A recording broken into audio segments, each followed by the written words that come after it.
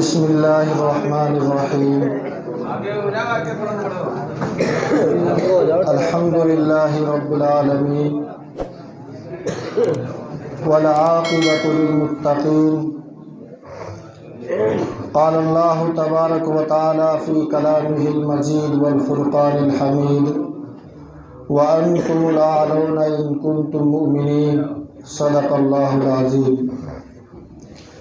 معزز سامعین نظام اور قابل قدر نوجوانان اسلام و بزرگان دین،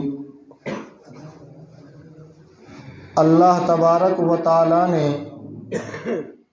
مسلمانوں کو مخاطب کرتے ہوئے ارشاد فرمایا وَأَنْتُمُ الْأَعْلَوْنَ إِن كُنتُم مُؤْمِنِينَ کہ مسلمانوں تم ہی سر بلند رہو گے بشرطے کہ مومن کامل بن کر کے زندگی گزارو۔ میرے دوستو، آپ سب جانتے ہیں کہ اللہ تبارک و تعالیٰ کا فرمان یہ 100% بالکل سچا ہے، برحق ہے، نعوذ باللہ یہ جھوٹا نہیں ہو سکتا۔ ہو سکتا ہے بھائی؟ نہیں ہو سکتا۔ جب قرآن کریم نے یہ اعلان کر دیا کہ تم ہی سر بلند رہو گے بشرطے کہ تم مومن کامل بن کر کے زندگی گزارو، قرآن کریم یہ کہتا ہے کہ مسلمانوں تمہارا کام ہے لوگوں پر حکومت کرنا، اور اگر ہم اپنا جائزہ لیں، اپنے ملک کا جائزہ لیں اور اسی طرح سے اگر سروے کیا جائے تو پتہ یہ چلتا ہے کہ مسلمان آج کے دور میں ہر جگہ ذلیل و خوار ہو رہا ہے۔ مسلمان ہر جگہ ذلیل و خوار ہو رہا ہے۔ مسلمان چاروں طرف سے پریشانیوں میں گھرا ہوا ہے۔ اگر ہم قرآن کریم کی اس آیت پر عمل کرتے تو میرے دوستو مسلمان پریشان نہیں ہو سکتا تھا۔ یہ ہمارا اعمال کا نتیجہ ہے، یہ ہمارے بدعمالیوں کا نتیجہ ہے کہ آج مسلمان پریشان ہیں۔ میرے دوستو، آج کل اگر اٹھایا جائے، لوگوں کی زندگی کو دیکھا جائے، اور جو نئے کلچر کے نوجوان لڑکے ہیں اگر ان کی زندگی کو اٹھایا جائے، بزرگوں کی زندگی کو اٹھایا جائے، تو پتہ یہ چلتا ہے کہ ہم مسلمان تو ہیں لیکن کام ہمارے مسلمانوں والے نہیں ہے۔ مسلمان تو ہے لیکن کام مسلمانوں والے نہیں ہے۔ آپ سب سے میرا ایک سوال ہے کہ جب ہمارے یہاں شادی ہوتی ہے، بیاہ ہوتا ہے، تو ایک خوشی کا ماحول ہوتا ہے۔ آپ سب یہ بتلائیں کہ جو موقع جو خوشی کا دیا ہے وہ کس نے دیا ہے؟ اللہ نے دیا ہے بھائی، بولو بھائی، اللہ نے دیا ہے۔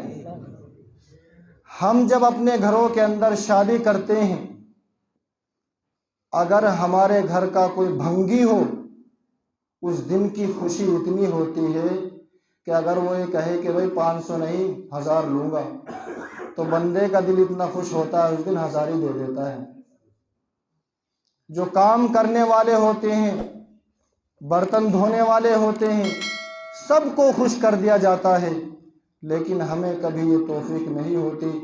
ہم یہ نہیں سوچتے کہ جس اللہ نے ہمیں یہ خوشی کا موقع دیا ہے ہم نے اس اللہ کو بھی خوش کیا ہے۔ سب کو خوش کر دیتے ہیں۔ اگر کوئی گاؤں میں روٹھا ہوا ہو تو جا کر کے اس کی خوشامدیں کرتے ہیں، اسے مناتے ہیں، اس کے سامنے ہاتھ جوڑتے ہیں کہ ہماری شادی میں شریک ہو جاؤ۔ لیکن میرے دوستو، یہ ناانصافی نہیں ہے۔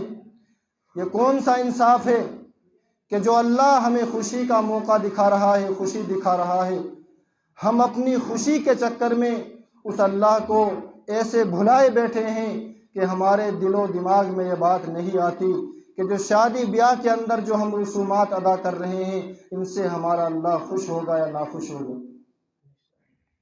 شادی بیاہ کے اندر میرے دوستو ایسی رسومات، اس دور میں جنم لے رہی ہے اور ایسی ایسی بدعتیں بڑھ رہی ہے شادی بیاہ کے موقع پر کہ اگر تفصیل سے بیان کیا جائے تو بہت وقت کی درکار ہے، لیکن مختصر سے وقت میں آپ حضرات سے یہ کہنا ہے کہ جب آپ کے گھر کے اندر شادی بیاہ کا پروگرام ہو تو تھوڑی دیر کے لیے اس بات کو سوچ لینا کہ اللہ نے ہمیں یہ خوشی کا موقع دیا ہے، خوشی کا اوسر دیا ہے، تو ہم اللہ کو اس موقع پر خوش کریں گے انشاءاللہ۔ اب اللہ کو خوش کس طرح کریں گے؟ اللہ تبارک و تعالیٰ کو اس طرح سے خوش کیا جائے گا کہ شادی بیاہ کے اندر کوئی بھی کام ہمارا شریعت اور سنت کے خلاف نہیں ہونا چاہیے، شریعت اور سنت کے خلاف نہیں ہونا چاہیے۔ میں نے ایک لفظ کہا ہے کہ ہم مسلمان تو ہیں لیکن کام مسلمانوں والے نہیں ہیں۔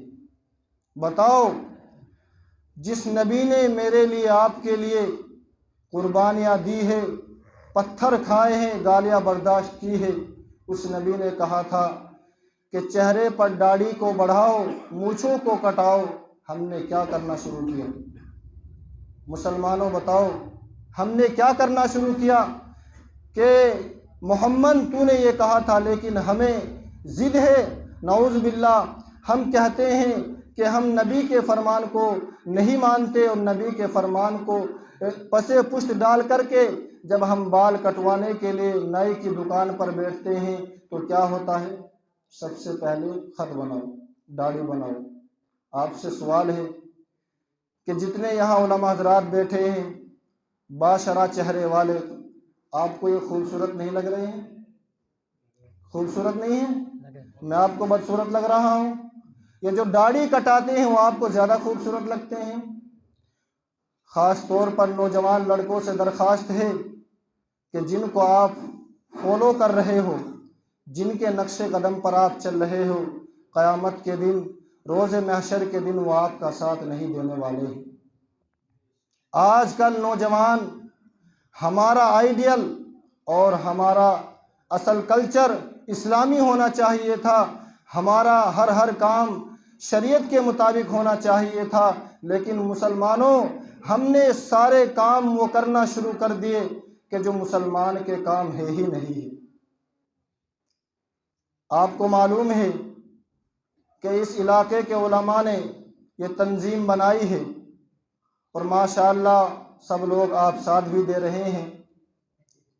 میں ان لوگوں سے مخاطب ہوں کہ جو لوگ شادی بیاہ کے اندر ڈی جے بجاتے ہیں، ناچ گانا کرتے ہیں، میرے دوستو، اگر خدا نہ خواستہ ناچ گانا کرتے ہوئے، گانا سنتے ہوئے اگر موت آ گئی تو اللہ کو کیا منہ دکھاؤ گے؟